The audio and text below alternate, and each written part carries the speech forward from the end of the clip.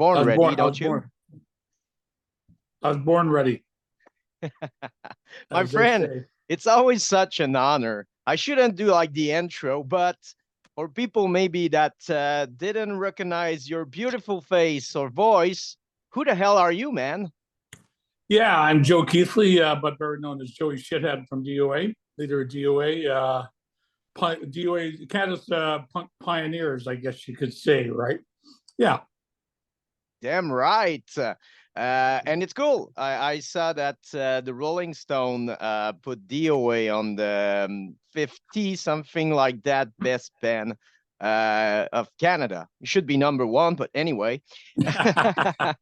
we thought at least top 10, but it was pretty funny, the article, right? And that was for people were watching. That was like all types of music. Like we were lumped in with Celine Dion, Gordon Lightfoot, Neil Young, and some punk bands, right? Stuff like that. But the funny thing was that Nickelback did not make it. But they sold a couple of records along the way, I think. So gotta Yeah. give that to that. Yeah. So But if you take the influence, and I'm sure that's the thing, you never done it for having the Rolling Stone saying, you right. guys deserve it now. You didn't care at all. You did it for yourself. But it's always cool to see that over time people understand the impact that DOA had, not such a Canadian band, but the band around the world, man. I spoke with so much band that got not just influence, but learned a lot of things through DOA, the Right. road of touring and everything. But anyway, this time we're Yeah. going to talk about your solo career. And before talking about the new record, which is amazing, it's really down to earth and really pure, beautiful gem. But anyway, how music came to your life when you were a kid? How did you start discovering music and how did you start playing?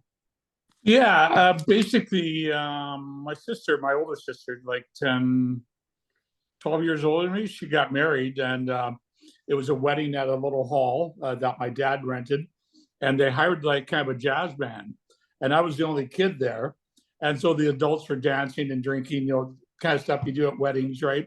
And toasting. I was a kid, so I watched the drummer, and I was going like, oh yeah, and I started tapping along on a chair, following this guy, right? So then I had a paper route and I saved up my money and I got half the amount of money for a drum set.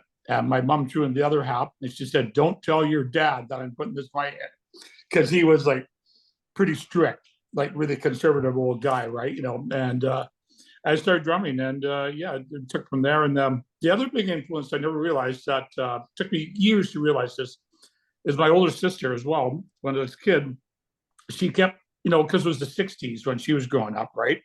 She kept bringing home all this like protest music, like Bob Dylan, Pierre Paul and Mary, Arlo Guthrie, the Weavers, and stuff like that.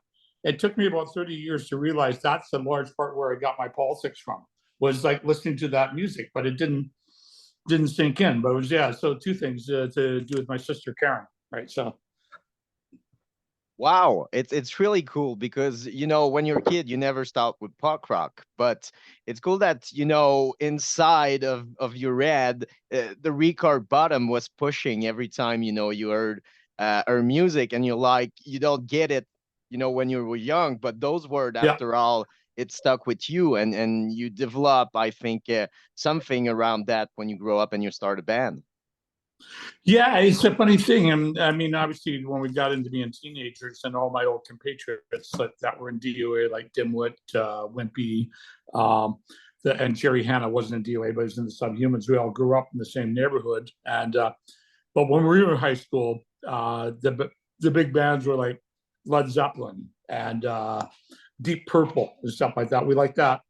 And then we Dimwit, rest his soul, bought home a Black Sabbath record. And we listened to this Black Sabbath record. So you're talking like 1971 or something like that, and we're going, whoa, this is the weirdest shit we've ever heard in our life, right? But we kept listening to it over and over again, right? And finally, when we were about 17, we finally bought like a Black Sabbath songbook, how to play Black Sabbath songs, and showed like the sort of no third chords that almost every punk rock band does, rather than doing a full chord. You just play the three strings there. And we went, what are no third chords, right? And then this actually, that was a pretty big influence too, learning from this Black Sabbath songbook, right? Yeah. And yeah, we started a high school rock band, and we were absolutely terrible. One of the worst bands you ever hear in your life, right? Like you're talking bad, right? But you're right, Black Sabbath had such an impact, in the metal scene too. When you listen Yeah, to metal, there's so much riff that started up with that first record, which is one of the yeah, greatest first release for a band, I think, of all time. And yeah. they were so much ahead of their time. And that's the cool thing about, the first wave of punk rock band. You didn't got influenced by punk rock. It was not really Yeah, existing. Like maybe a couple of band that we call the pre-punk, like yeah. Televisions or but it was pure. So I think that's the reason why you were all sounding different compared to now, where a lot of bands sound similar. Yeah, I think that was the one thing. So Chuck, Randy, and I, the original D.O.A. lineup, we grew up listening to this rock and roll on the radio and records that was popular in the 70s. And that was a unique thing because it gave us that sort of kind of rock and roll perspective with the backbeat and the bass and the kick drum like interlocked like really well, right? And then when we heard the Ramones, again, it was Dimwit bought home the where we're living in our band house, bought home the first Ramones record, and we went like, oh yeah, I heard these guys. This is like '76 or something like that, and I, we listened to it like, wow, all the songs sound the same, right? Obviously they didn't, but this is our first example of punk rock. We're like, oh, these guys are really weird. And then after a while, we're like, oh, these guys are really good. And then we started figuring out how to play the songs. They were like, pretty structured, like pretty easy and stuff like that. And but it was Chuck, Randy, and I having that background in rock that gave D.O.A. that kind of rock and roll groove that melded into punk rock. And the other thing I point out to people too that when I met Randy, he was a drummer, and he was an okay drummer, like a lefty, right? Most drummers are righties. That nothing wrong being a lefty drummer, and he was pretty good. But then I knew Chuck, but all of a sudden it was like, wow, Chuck is great. So I thought, okay, I'm going to teach Randy how to play bass. So and I was a drummer. So basically, D.O.A. started as like three drummers, right? And I think that's that sense of rhythm and groove that like you hear in those early records, right? It's true. It's true. I never saw it that way, but the vision musically was the vision of three guys that were playing drums, trying to do different thing. And it's cool because, again, it's the originality. And I think we're kind of looking back to it now for a couple of years with, the explosion of punk rock. People were just want to do the thing that worked. But now, Yeah, since, we're getting back to where everything started up, it's like you're DIY and there's no label and like, no yeah. money out there. You get to like just playing music and it's all about the song. Yeah, and I think that you're totally right because some of the bands that made a breakthrough, like in the '90s and the 2000s, you had punk rock was like really, really soundly ignored, right? Except for maybe the Clash, the Sex Pistols, the Ramones, right, and the DKs a little bit, but generally, like uh, you know, my buddies in Black Flag, we were good friends with them. They were sleeping on floors the same as we were, right? Like, and they were like famous, right? And we're going like, what's wrong with this picture? And then, and then later on, you got like, I kind of credit Kurt Cobain and Nirvana because they're like not completely punk, but partly. And they made a breakthrough, right? And it started getting played like wildly, like, sold millions and millions of records. And then that's when right after that, you started hearing like on the radio, like Bad Religion, Rancid, Green Day. It kind of broke the barrier because punk rock was not really sold very well before that to the public. But now it's kind of back to where it started out. It's real super DIY. And there's a lot of great bands out there, but just obviously not playing like hockey arenas, right? They're playing clubs, right? Which is like, that's where D.O.A. started out. And half the shows we play, we're still there, obviously, right? So, It's really interesting. You're right. Like Nirvana was kind of the first garage band with a sound that no huge label won't have that explode because of the follow-up that create. But it's crazy because I did many interview, like I did The Living, which is one of the craziest story, a record that never was released, that was released like 2 years ago. But it's crazy how much the Seattle scene was influenced by the Vancouver scene because you're so close. And the Seattle Yeah, scene seems to me that it was like the forerunner in the punk scene because there was not grunge. It was all punk rock, garage band that tried to do something, but it was so different that people didn't see as a punk scene. And when yeah. Nirvana came and Nevermind was released, everybody thought that, oh, grunge was there for many years and people, but they fucking hate that name and terms. Yeah, they well, the funny thing about that, this is something I never realized, but like Doug, who's a friend of mine from Death Sentence, like an old Vancouver band, right? And he said, Joe, I think the reason why the grunge guys all wore those Mac jackets because they're all really young and they went to see D.O.A. when they played in Seattle because we played there all the time, right? And it was a big influence on people, right? And so, like, Nirvana, they were just starting out. One of their first shows was opening for D.O.A. at a club in Seattle, right?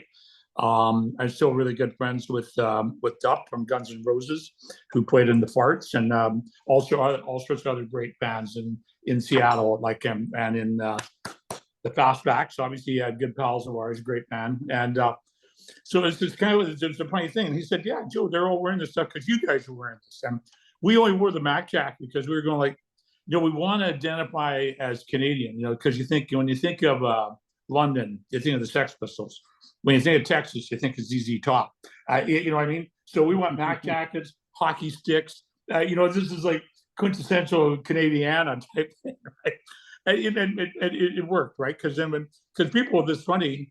I'm writing a piece. Fat Mike got me to write a piece for his new museum in Vegas about Canadian punk rock. Yeah, so me and him talked about it yesterday. So it'll be up, sometime soon.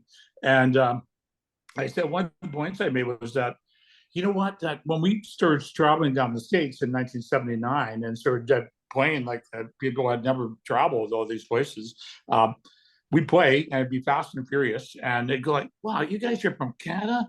Like, I thought there was only snow and ice hockey up there. Where you got punk rock in Canada? I go, well, of course we do, right? We watch television, we got records, and so it was just a funny revolution. People were like, and I think that's one of the reasons why D.O.A. stood out. And I'm like, wow, Americans were amazed, right? So yeah.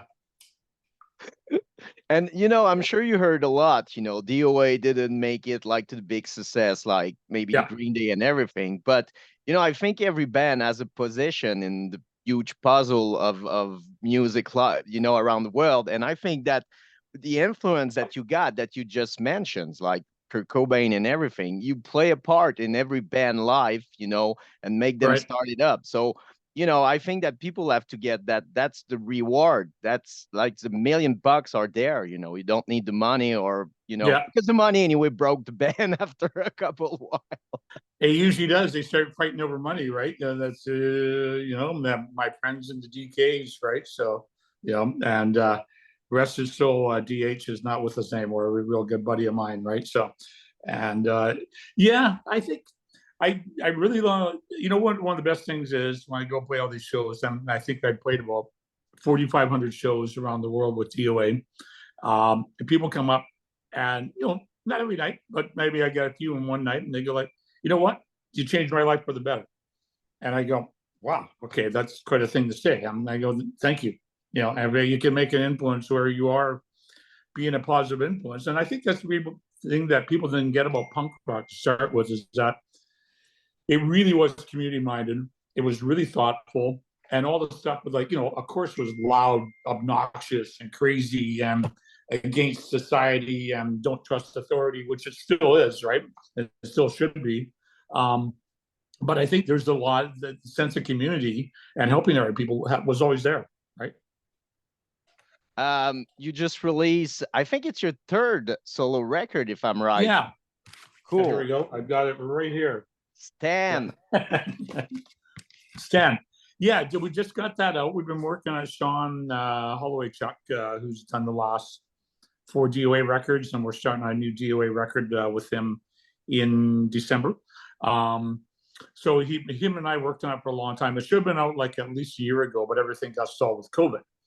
And then so then we put it out in May, and I thought I would tour. And then I had to get like surgery for a hernia. So that further stalled things. So we're starting to play again in September. So I had the surgery. I'm all doing good. We'll start playing D.O.A. And I'm just out in Ontario. Unfortunately, not getting to Quebec. We'll do that next year in September. Yeah, to do some solo stuff. But we'll get D.O.A. out there too, because one of the things. Yeah, the solo record. I'm really happy with it. Like you can see on the cover, that's the Iron Workers Bridge, or the Second Narrows Bridge, one of the big bridges in Vancouver in 1958. It was only half up, and a really strong wind, came down and knocked the bridge into the harbor, right?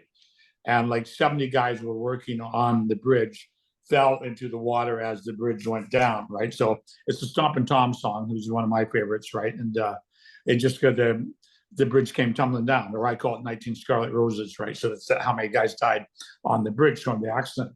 And my dad was working, this 58, so he was working at the Alberta wheat pool. The wheat comes in from the prairies and they ship it out from Vancouver. And he was sitting there he watched the bridge come down. He was going, holy Christ, it's like, and he was a machinist and an iron worker. So good thing it was not, or I wouldn't be here to tell you the tale, right? So, but he sitting there watching the goddamn bridge. You're talking like this is a huge structure, right? Like similar to size of the bridge that goes from the south of Montreal down to the highway. I forget the name of the bridge, right? But anyways, like, and it came down. So I took that Stompin' Tom song. I covered Johnny Cash, who's another hero of mine. It's hard to resist, Folsom Prison Blues. Like out here, we do the mayor here, because I'm a counselor in Burnaby, and the mayor came over here from Northern Ireland as a musician. So he's a bassist and a guitar player. So we do benefit shows for people, and or shows just to make them feel good, like we play, right? The mayor and I together, and our closing song, he usually goes, "Okay, Joe, how about that Johnny Cash song?" So, and it always gets like a big cheer from the crowd, right? And you can't go wrong. And there's a Lead Belly cover and the D.O.A. cover on 2+2, which is like from D.O.A.'s first album, Something Better Change, right? So I'm really happy with the record. We got some great singers, and I just wanted to do something that was different than, because I think I've done like 18 D.O.A. albums. I'm not tired of doing that, but this is the chance to do something different. And COVID came along, so it just kind of gave us lots of time to work on it and get a good mix type thing. So Sean and I were pretty happy with the end product for Stand.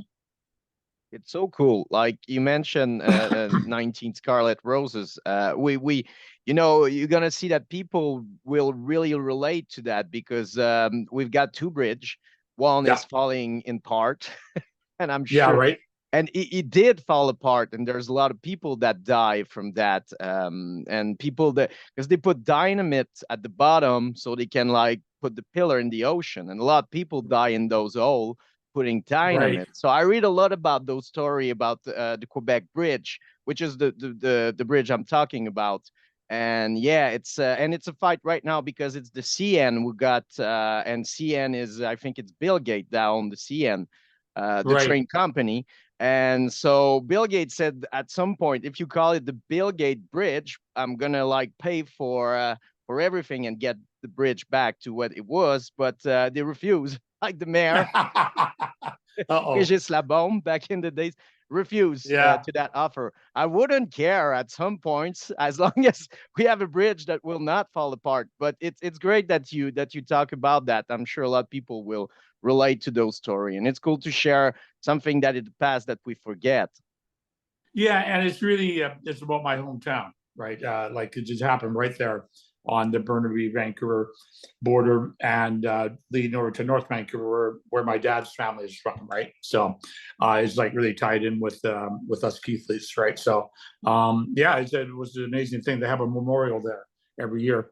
But yeah, it's just like and other songs on the record. One of my favorites is Ginger Goodwin, who was a labor activist in the First World War, and he's the guy who helped led to a strike that led to the 8-hour day in Canada. which is before that, people were working 10, 12, 14, 16 hours, right? Basically kind of like slave labor, work till you drop type thing. And it's a really, really interesting story.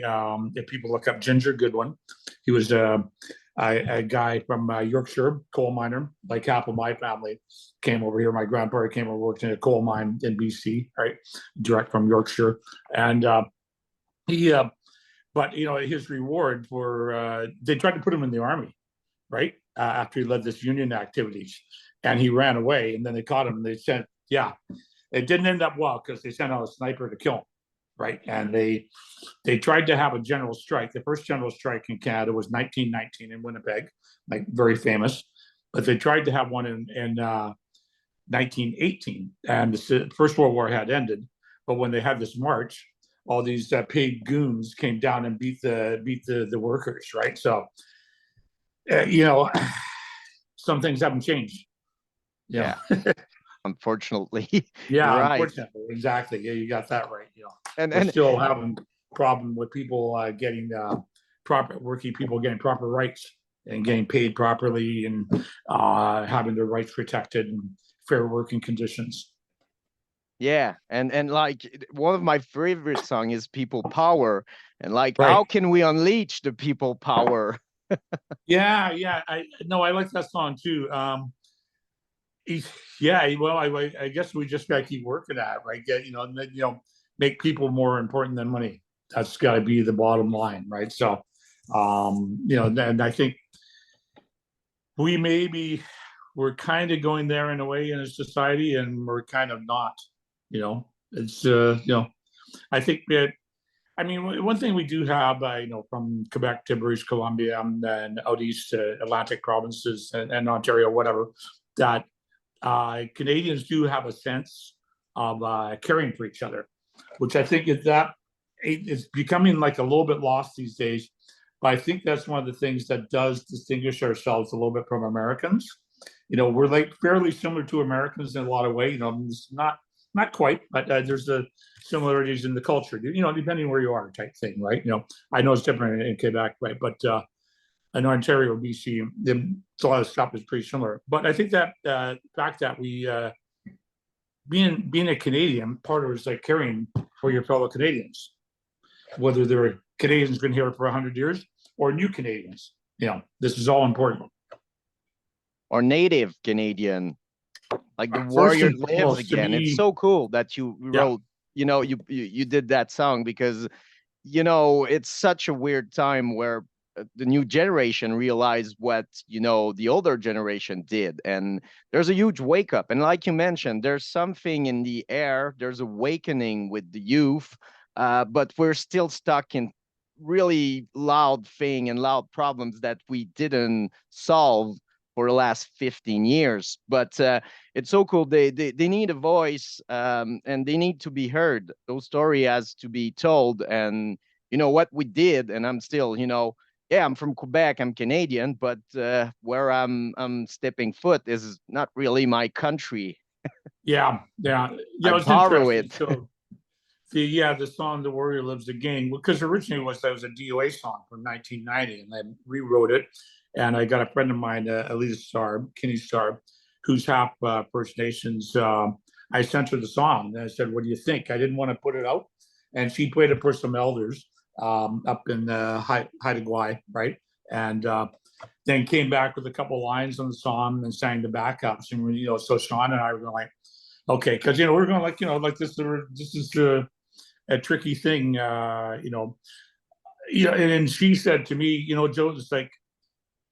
Joe, it's leaders like you that have to help people think that we have to correct the situation, this like abysmal situation, the way we treat the First Nations for the last 250 years in our country, right? So, and like you say, you make a good point about the awakening that young people are starting to get it. Some don't. Obviously, there's always like stupid people, right? Always will be, right? Like, no shortage of that, right? But a lot of people are getting, okay, yeah, this is like, right. It was all theirs. And we came in with a bunch of guns and railroads and ships and wagons and took it over, right? So there's got to be like a fair payback and respect, you know, done with the First Nations.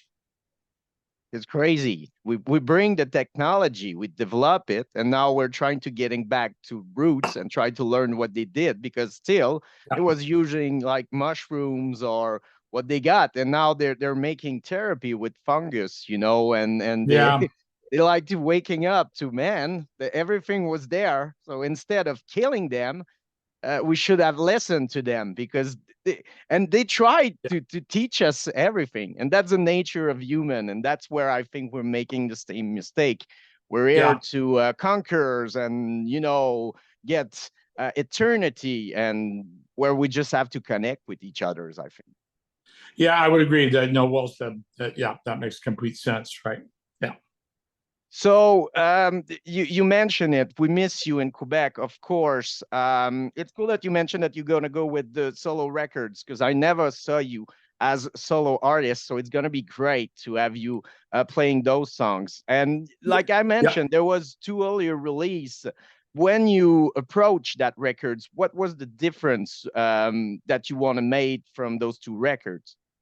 Yeah, it was interesting because when we did, there's one called Beat Trash, solo record from '99, and another one, Band of Rebels, Joey Shithead and his Band of Rebels type thing, which is like some acoustic, kind of happy electric, but the Beat Trash was very acoustic, and this new one, Stand, is very acoustic with a little bit. Oh, you still there? Yes. Sorry, you Okay, lost sorry. my face. Yeah, went off for a sec. This one, Sean Holloway Chuck again. I tried to go like he had a lot of experience recording acoustic acts, more so than we had tried on the previous song. And he recruited a couple of really great guys, Leon Power on drums and Darren Paris on bass. And that's what they do. They play in folk acoustic bands. So it's different than me. We've had like a ton of great drummers in D.O.A, and we've got a great one right now, Patty Duddy. Um, so but to bring a D.O.A drummer in and say, okay, let's approach this in a different way, where Leon, the drummer, he just like, he'd put a pillow, they put a blanket on the forton. He'd play with mallets. He'd play on the rims of the kick drum. And I go like, and I showed him the song, and he had it right away. I go like, oh, you're pretty smart, aren't you? And he did, great guy. And Darren, the bass player, Darren Paris, a great sense of rhythm.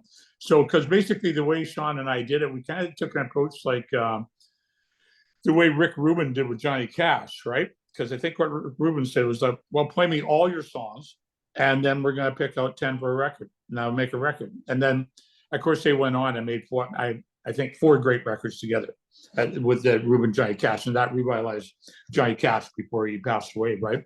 Um, so I was listening last night. So I said, Sean, send me the outtakes. So we've got like another, we did the 12 songs on Stan, and we've got another 16 that are partly completed.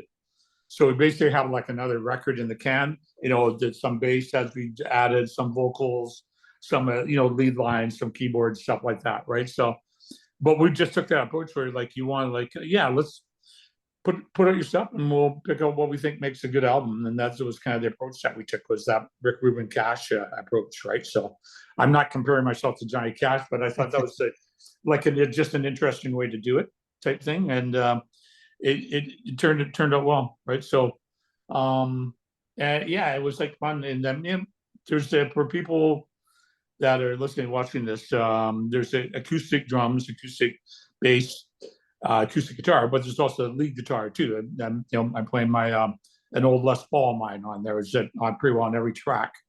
I rested my old SG, put that aside for this record. That's more like a punk rock guitar, right? But you're right. I love like the approach of Rick with artists. It's really Yeah, more spiritual than. And I don't know if you saw the interview he did recently, saying that he don't know a shit about music, and still it's just like being with the artists and feeling the vibe and just let it go, like trying to find the best of them. right. Yeah, it was really interesting. I don't know that much about him. My buddy Dimwit, who's obviously our old drummer, after he was in D.O.A. and the Point of Six and stuff like that. He got in a rock band down in LA called the Four Horsemen, right? Who got like a little bit famous, and they had some airplay and stuff like that. And I'm not saying, now this story is not saying Rick Rubin's a bad guy, but it's just an interesting example of the studio. So the Four Horsemen did a couple takes, and they're all saying to themselves, wow, well, that was pretty good. I think, yeah, that should work pretty well. This is the band. And over the speaker system, Rick Rubin went like, that sounded like fucking shit. Let's do another one. I mean, the producer has to have a sense of reality, right? You know, like we did a record with Bob Rock, who produced like Metallica, Aerosmith, Bon Jovi, all sorts of things, like big. But he was like an old friend of mine, so he took it out sometime, did a record, and so he says, "Okay, Joe, yeah, that guitar you're playing sounds good." And they got his assistant to hand me this Telecaster. And he says, now you're actually going to have to work. Now start fucking working. It went, yeah, I mean, it worked. It sounded great, but it's like, and he just laughed. And it came over the talk back, right?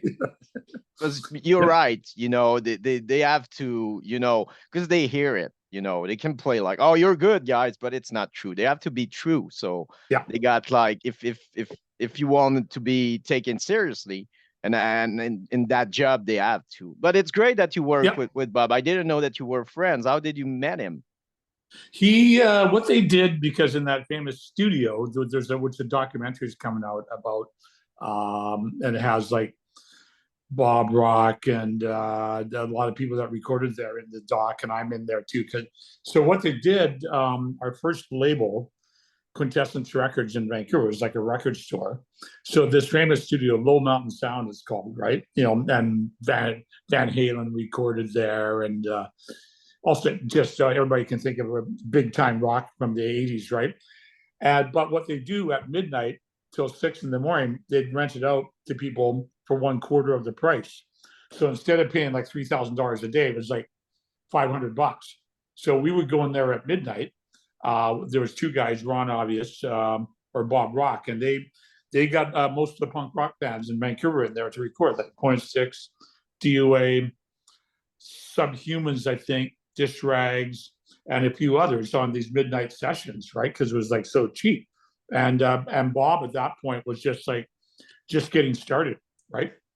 And he obviously became famous with his band, the Payolas, and then later Rock and Hide, and then he stopped playing music live and just became a full-time producer, right? You know, so, but yeah, he was just starting out there as that, right? So, and yeah, he's a really funny guy, really nice man. Wow. Joey, you always been generous with me, and I appreciate the friendship over the years. Been doing interview for, we celebrate our 15th anniversary, and I think the first years was the first interview. So we did something like 10, 15 interview, and I could like go forever, because that's the cool thing. You have so much stuff, and there's going to be a part 15 somewhere, I'm sure, but thank you so much, man. Yeah, no, I appreciate that. I got to sit down, pick up my guitar, and write some more songs for this D.O.A album. That's what I'm doing this afternoon. So wish me luck. Knock on wood. Okay. Oh yeah, I'm sure it's gonna be okay. 19 records. It's easy, man. Lucky you know 19. The journey. Of course, we invite people, go grab the records. If you have music budget, buy merch. We want to see Joey on the road, and it's all on your shoulders. And if you don't have any money, we get it. It's rough time. Go listen to it. It's everywhere, every platform. And of course, encourage that. Go like it. And Joey, thank you so much. You're amazing. Thank you. The people, you can go to suddendeath.com and find all that. Thank you, Eric. Good to see you. Thank you. Okay. See you in Quebec. Right. Bye-bye. Okay, take care. Cheers.